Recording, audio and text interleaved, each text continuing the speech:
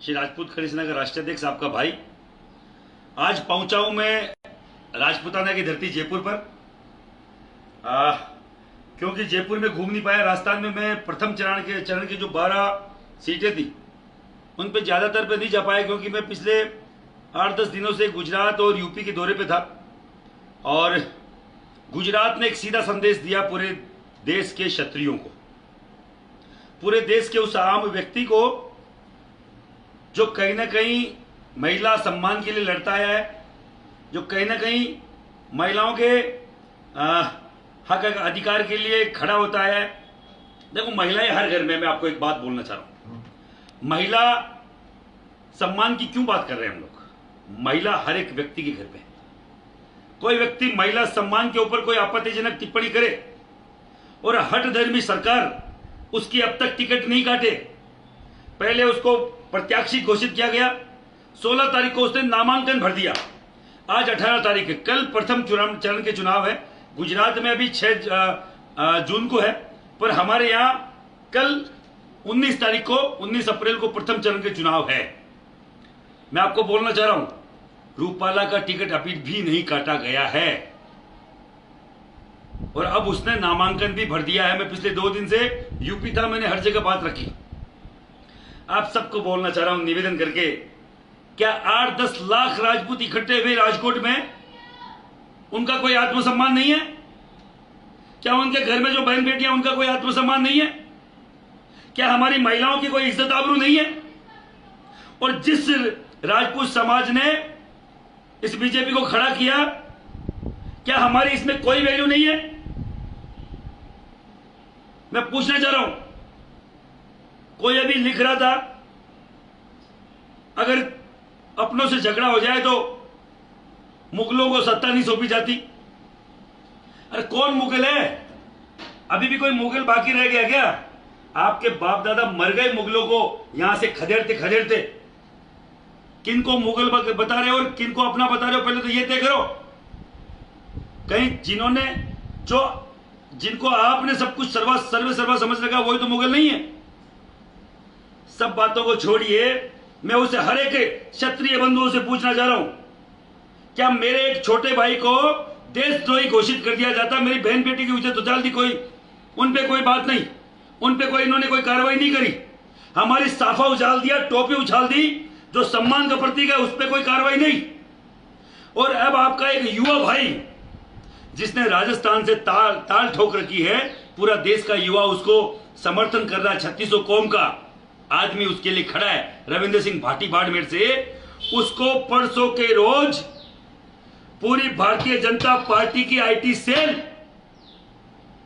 देशद्रोही घोषित कर देती है, क्योंकि उसके साथ एक किसी कश्मीर फ्रीडम मूवमेंट का कोई मूवमेंट चलाता है, उसका कोई कार्यकर्ता उसके साथ फोटो में आ जाता है।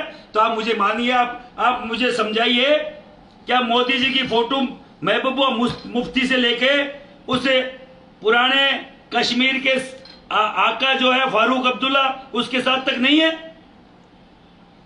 क्या हमारे यहां जो एक टेररिस्ट अटैक हुआ, उसमें से 2 जो आतंकी थे, कन्हैया लाल का गला काटने वाले, उन दोनों ने क्या भाजपा भारतीय जनता पार्टी की सदस्यता नहीं ले रखी थी? जब आदमी बड़ा होता है तो उसके साथ किन किन लोगों की फोटो होती है उसको खुद को नहीं मालूम होता है। पर एक दोहरी मानसिकता देखिए, पूरे बाकायदा वहां लिखा गया रविंद्र सिंह भाटी, और भाटी गद्दार होते हैं, देशद्रोही होते हैं, ये लिखा गया और हैशटैग चलाया गया। मेरा ननियाल भाटियों में है, मेरा ननियाल भाटियों में है। कोई भाटी समुदाय को, राजपूत समुदाय को देशद्रोही बोलेगा, उस बॉर्डर पे किसी के माई के लाल में हिम्मत नहीं जो भाटी का सीना चीर के और पाकिस्तान से भारत की भूमि पे आ जाए। लाखों भाटियों ने, लाखों राजपूतों ने वहां बलिदान दिया है इस देश की सरहद के लिए। अब यही दिन देखना पड़ गया था कि ये एक सीट के लिए किस नीचता की हद तक जा सकते हैं, किस हद तक नीचता की हद तक गिर सकते हैं।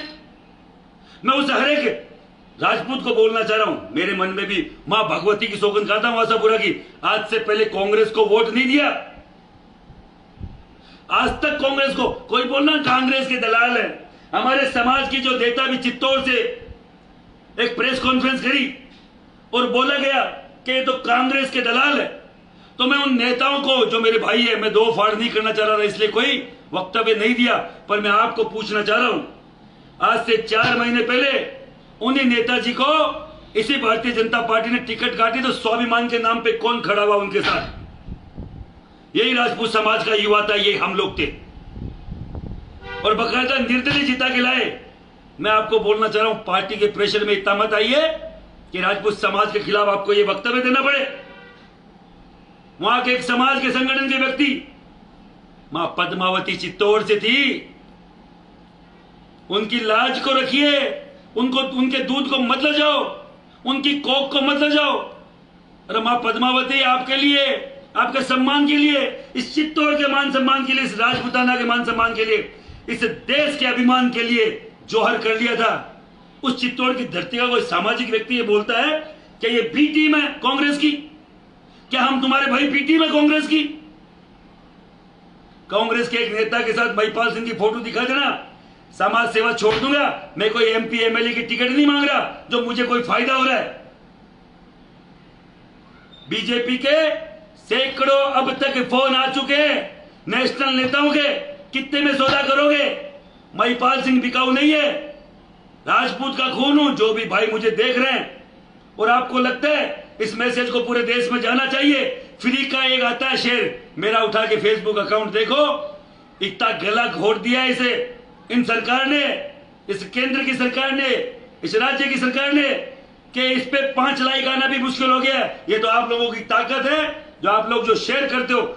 मैं एक चीज बोलना चाह रहा हूं, इसको शेयर करो, आगे फॉरवर्ड करो, तो मेरी आवाज पूरे देश में जा सके। दो व्यक्तियों ने इनको आईना दिखा दिया पूरे देश में।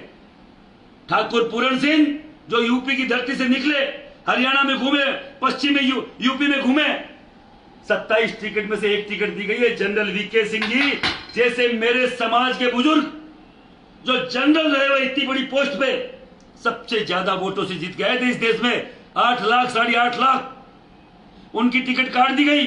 खुद मोदी जी 5 लाख वोटों से जीते थे, कैसे काट दी? मुझे जवाब दो, मुझे जवाब दो बृजभूषण सिंह पे, मुझे जवाब दो। मेरे उसे हर एक एमपी में 7 से 1 टिकट कर दी, क्यों कर दी? गुजरात में आप 20 साल से 1 टिकट नहीं दे रहे हो, क्यों नहीं दे रहे हो? मेरे महाराणा प्रताप जैसे लोगों की जातियां बदल दी गई। अरे अभी तो जागो, कब जागोगे? मेरे मन में खुद में राष्ट्रवाद है, मैं खुद चाहता हूं कि बीजेपी की सरकार आए, पर ये मान लेना अपने फसल खराब हो जाती है, फसल खराबा हो जाता है